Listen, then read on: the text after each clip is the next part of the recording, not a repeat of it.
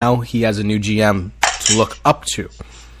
As mentioned previously, John Lynch, the former strong safety, or one of the best safeties of all time, is now under contract as the new GM of the 49ers for a 6-year deal, which is roughly about the same that Kyle Shanahan got. Now, these seem like great moves. You know, Kyle Shanahan, the up-and-coming coordinator, now head coach, going to get his first shot as a head coach. And then John Lynch, a guy who is probably one of the better, I would say, again, the better players. He's a great analyst on Fox, if you guys ever watched him. I always love his commentary. But now he's going to take that to an actual front office and see what he can do. Now, the 49ers are probably the second or third most worst team in the NFL right now, behind the Browns and maybe the Jets. But the Browns are so dysfunctional. They don't have a lot of players, in my mind, that to necessarily build around. They may have decent defense, but you saw how it got carved up a lot, mainly because the offense was completely inept. So, I mean, yes, these are great moves, but Tommy, what is the next step for the 49ers? What are they supposed to do moving forward? Is it free agency? Is it the draft? If I'm a 49ers fan, what am I to look forward to after this? You're looking forward to a rebuilding stage, especially for the 49ers. You just let go of a coach who pretty much killed your team and killed the Eagles, unfortunately, when it came to free agency picks Just needs to go back to college. and everything. It's John Lynch. I was sort of surprised when he was actually named the GM because, as ESPN talked about, and you and I talked about, he has no front office experience. He's only been a player. And I know that some players do well, like assessing who their opponents are and who their teammates are and how well they do and stuff like that, like seeing beyond the actual physical nature of their traits and everything. So maybe John Lynch has that ability that the owners, Jed York and Parag Marath, I don't know how to say his last name, but I guess they are pretty much giving him the ropes. Also, ESPN said that Kyle Shanahan helped bring John Lynch into the 49ers conversation. So that's Kyle Shanahan must see something in John Lynch, especially in the front office. But going back to your question, they need to look both at the draft and the free agency. Just try to get some nice veteran players to help build the young players that they get in the draft so that they can actually build a little bit more. But I'm saying it's going to take 2, maybe even 3 years for them to come back from what they were when they were in the Super Bowl against the Seattle Seahawks. Yeah, I mean, look, this team was very good. Not too long ago, it seemed. I mean, it seemed again when they just played the Ravens in the big game a couple years ago. Again, this is not a team that necessarily was in the dumps like the Browns are. It's just kind of sad, really, how far they've fallen. But that's what happens with NFL teams. Once you get to the top, it's hard to stay there. And whether it be free agency or players retiring or certain issues keeping the locker room divided, it just seems it's just been unlucky for the 49ers, to put it that way.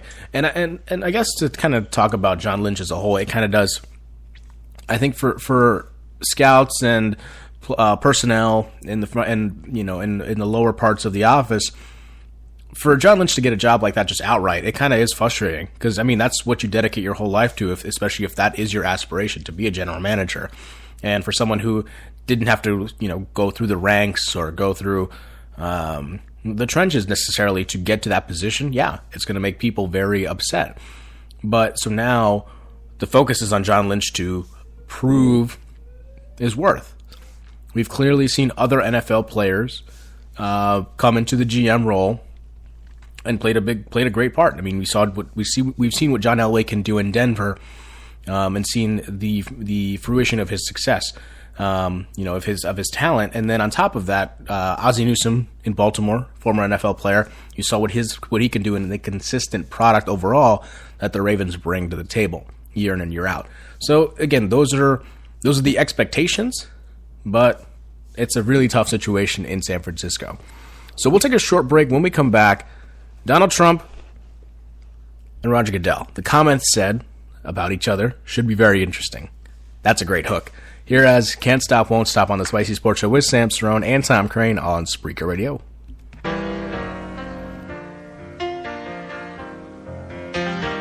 I'm from the biggest little city in the wild, wild west, Reno. Now you know it's the city I rep. A little rain, but mostly fire. Though I tire and perspire through the mire, I will rise again. Not from the city of sin, from the city that wins. White trash, catching fire, burning breath for my kin. Took my lessons pushing wood every day in the street.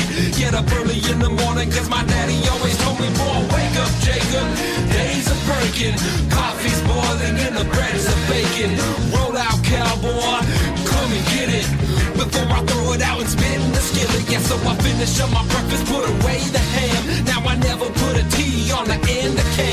Then take a receiver, banging down the double doors. Hear my spurs jingle jangle as I mount my horse. I see fire, I see rain, yeah.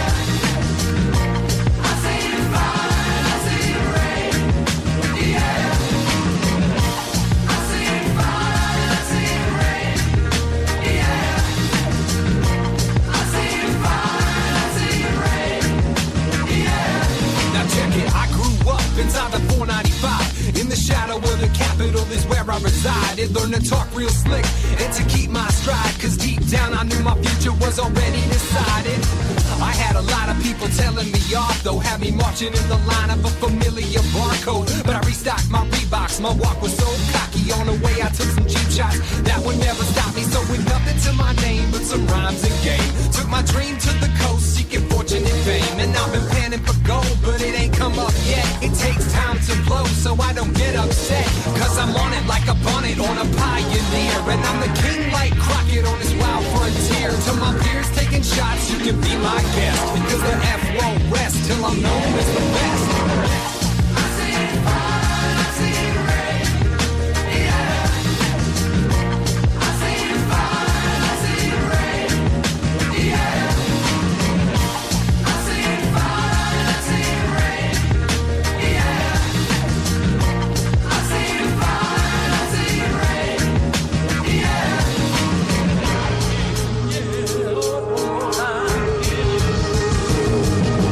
No more changing horses in the middle of the stream, chasing dreams full steam, earn esteem with the team. We bringing meat to the table, putting marrow in your bones, to your head, shoulders, knees and toes, eyes, ears, mouth and nose. We tickling your senses you ain't even know you had. So get your hands in the air like you was hailing the cab. And if you're down in the dumps and it ain't going swell, here's a little anecdote that'll do you well. It takes more fire and rain to nourish a forest, to make it flourish, make it grow and get that timber, that tower, deriving power from the sun and putting roots to soil, till that seed that you sow becomes a mighty sequoia. So it's a given, I'm not gonna give in, I just keep on living. You know I never quit cause I'm driven, and when I'm done I'll pass the mic to my next of kin. Until we meet again, I'll be dropping demos from my coffin.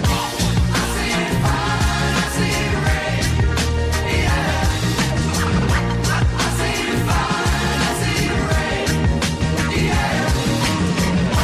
I see fire, I see rain, yeah. I see fire, I see rain, yeah.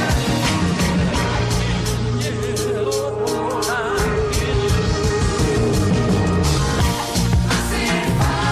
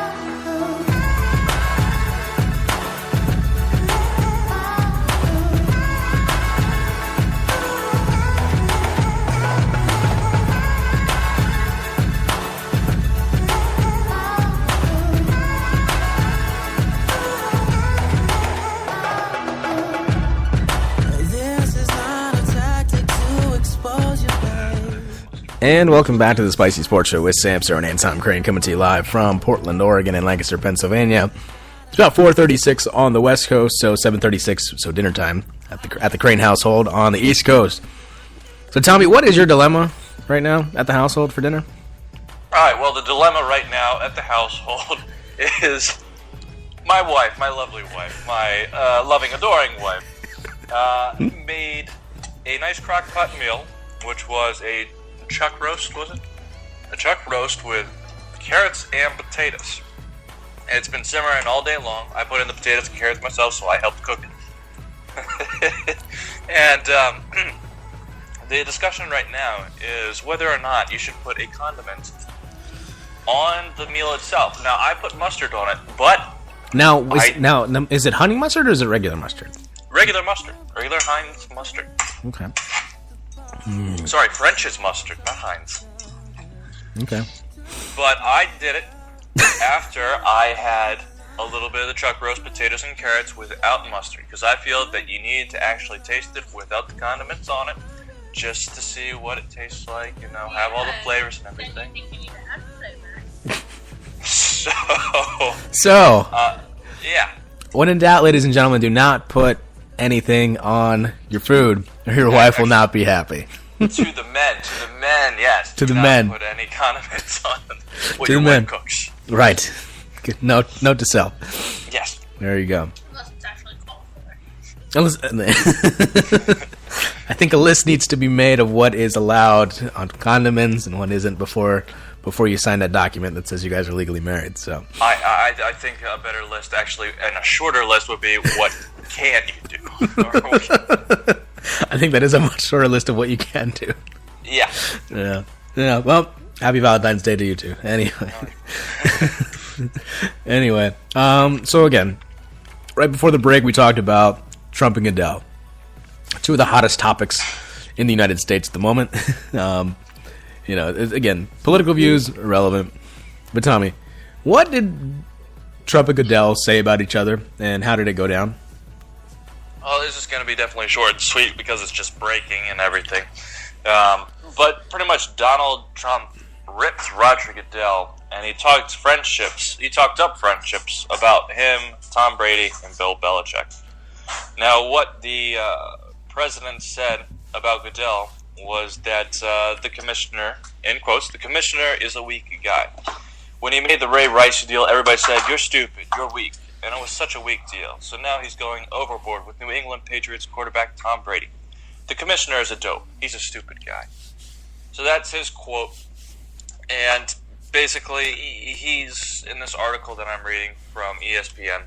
It's just saying how Trump has been favoring Tom Brady and Bill Belichick and Robert Kraft, the owner of the Patriots, and how they schmoozed last year on the side, and how Trump said to Tom Brady, "Hey, you know, instead of suspension, why don't you sue the NFL for $500 million and get a piece of the action?" Tom Brady declined it, and he just went with the suspension. So he did his own thing. Now, will this affect Goodell? Will he come back with comments against the President of the United States? He shouldn't, and for a good reason, because, you know, it's like a president of one company talking to a conglomerate president from another company. Pretty much it's suicide for his position. But that would make actually a lot of people happy, because Goodell has not been a great commissioner. This is my opinion. He has not been that great of commissioner since he has been in service for the past couple of years. So that's what I got for you. There you go. I mean, I don't know if I'd love to see. Again, this is just speaking for a fair majority, it seems, based off my social media. If Goodell went back at Trump, I'm pretty sure people would increase his approval rating anyway. But again, that's just from my perspective and seeing my social media account go crazy last couple days. Speaking of lawsuits, Baylor. Not an easy transition to go to this, but it's with the Baylor. What's going on at Baylor